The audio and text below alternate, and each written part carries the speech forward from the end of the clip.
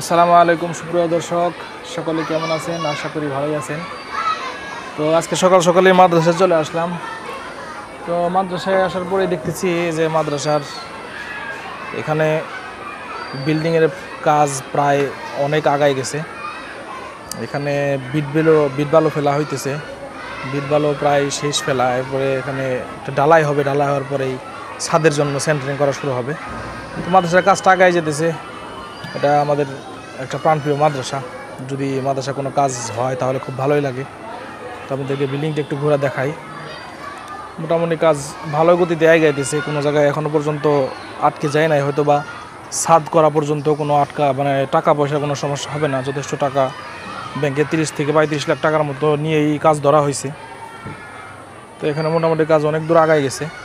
Pillar এখানে ছাদের জন্য যে পিলারগুলি দেওয়া হয় সেগুলোর কাজও শুরু করছে, সেন্টারিংয়ের কাজ শুরু করে দিছে এবং এখানে বিট বালু ফেলা হইতেছে।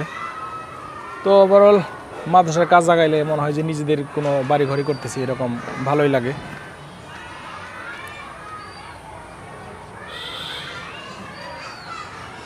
তো বিল্ডিংটা হলে ওদিক দিয়ে মাদ্রাসার যে সমস্ত সমস্যাগুলো আছে, ক্লাসরুমে এক একটা রুমে 2টা করে ক্লাস দেওয়া আছে অনেক জায়গায়। তো আওয়াজ, এই ক্লাসের আওয়াজ ওই ক্লাসে যায়, ওই ক্লাসের আওয়াজ এই ক্লাস যায়, এই জন্য পড়ালেখা অনেকটা সমস্যা হয়। তো হয়তো বা বিল্ডিংটা হলে এই সমস্যাগুলো দূর হয়ে যাবে। এরপরে মাদ্রাসায় বর্জ্য ব্যবস্থা, বাথরুমের যে ব্যবস্থাপনা আছে সেগুলোও অনেক সমস্যা হয়। তো সেগুলোও ইনশাল্লাহ সব দূর হয়ে যাবে মাদ্রাসা যদি এই বিল্ডিংটা হয়ে যায়। তো সকলের কাছে অবশ্যই আবেদন, সকলে এই বিল্ডিংয়ের জন্য সাহায্য সহযোগিতা করবেন। তো আজকে ক্লাস শেষ, এখন বাড়ির দিকে চলে যাব।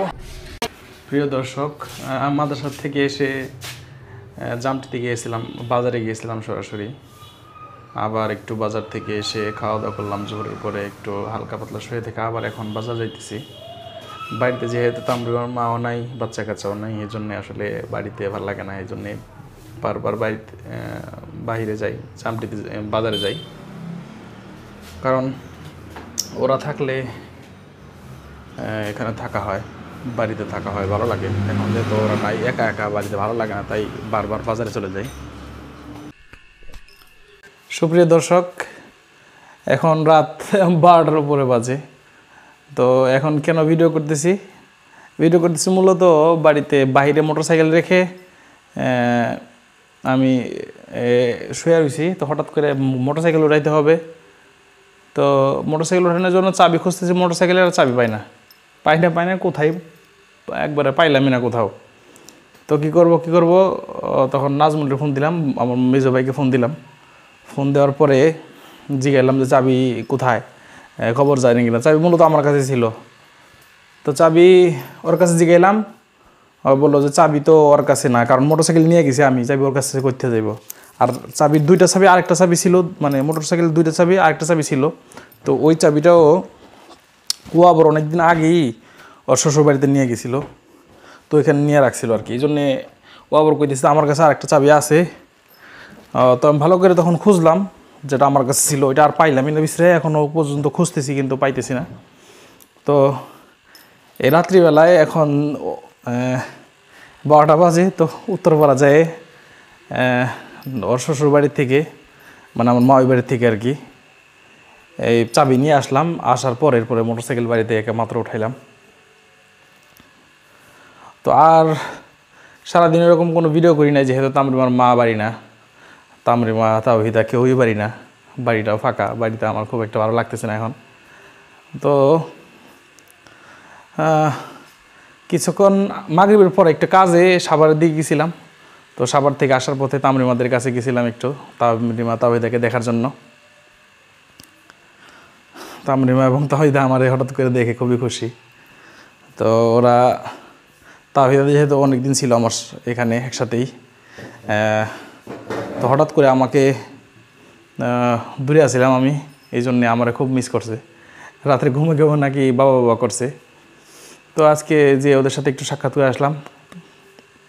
এরপরে বেশিক্ষণ দেরি করি নাই, অন্য আরেকজনকে নিয়ে গেছিলাম। এই জন্যে 10 মিনিট, সর্বোচ্চ 10 মিনিটের মতো এখানে থাইকা তামরিমা তাওহিদার সাথে একটু কথা বইলে এরপর চলে আসছি। তো আসার পর সরাসরি বাজারে গেছিলাম, বাজারের থেকে বিভিন্ন কাজ টাজ করে ব্যবসায়িক কাজ টাজ করে বেড়াতে বাড়িতে এসে দেখি এই অবস্থা যে চাবি পাইতেছি না। তো এখন 12টা বাজে, এখন খাবো মূলত রাতের খাবার। তো খাবারে কী কী আছে একটু দেখাই। খাবারের ভিতরে এখানে আছে চিংড়ি মাছ, হলো দিয়ে চিংড়ি মাছ, আর লগে করলা ভাজি, আর মাছের ভিতরে লিঠা মাছ রান্না করছে। তো এই লিঠা মাছই এখন খাবো। তো গতকালকে ভিডিও দিতে পারি নাই, কোনো ভিডিও করি নাই, শ্যুট করি নাই, এই জন্য ভিডিও দিতে পারি নাই। আজকে আল্লাহ তৌফিক দিছে ভিডিও দেওয়ার জন্য। তো সকলের কাছে অবশ্যই দোয়া প্রার্থী, দোয়া করবেন, আমার মেয়েদের জন্য দোয়া করবেন অবশ্যই, এবং আমাদের সকলের জন্য দোয়া করবেন। আপনাদের জন্য দোয়া করি, যেহেতু আপনাদের সাথে প্রত্যেক দিনই ভিডিওতে কথা হয়, ভিডিও করি। তো ভিডিওর মাধ্যমে আসলে আপনারা যারা সাবস্ক্রাইবার আছেন তারা আমার ফ্যামিলির মতো, আসলে তাদের সাথে প্রত্যেক দিনই কথা বলতে হয়, তা না হলে ভালো লাগে না। তো এখন প্রথমে যখন ভিডিও করছি তখন ইউটিউবে ভিডিও করতেছি এরকম মনে হয়েছে, কিন্তু আস্তে আস্তে অভ্যাস হয়ে গেছে। তো না দিলে, কোনো একটা ভিডিও না দিলে মনে হয় যে আজকে মনে হয় বন্ধুদের সাথে বা প্রিয় মানুষদের সাথে কথা বললাম না, এরকম মনে হয়। তো এই জন্য আসলে প্রত্যেক দিন ভিডিও দিতে হবে। আজকে আসলে এরকম কোনো ব্যস্ততা ছিল না, এরপরও ভিডিও দিতে পারি নাই। কারণ হলো তামিমার মা নাই, ওরাও কেউ নাই। তামিমার মা আবার খাবার দাবারের ভিডিও করতো, রান্নাবারের ভিডিও করতো, তো ওরাও করে না, আমারও এরকম সুযোগ হয় না। বা মাদ্রাসায় গেলে অনেক সময় ক্যামেরা যেহেতু তামিমার মার কাছে দিয়ে যাইতাম রান্নাবান্নার ভিডিও করতে, এই জন্য ক্যামেরা নিজের কাছে রাখার মানে যে অভ্যাসটা ছিল ওইটা নষ্ট হয়ে গেছে। তো আগে সবসময় ক্যামেরা নিজের কাছেই থাকতো, এই জন্য সবসময় ভিডিও করতেই থাকতাম। এখন যেহেতু ক্যামেরা নিজের কাছে থাকে না, অনেক সময় বিভিন্ন জায়গায় রাখি, এই জন্যই অনেক সময় ভিডিও করার মতো সুযোগও হয় না। তো এখন খাওয়া দাওয়া করবো। আজকের মতো এই পর্যন্তই। আসসালামু আলাইকুম রহমতুল্লাহ।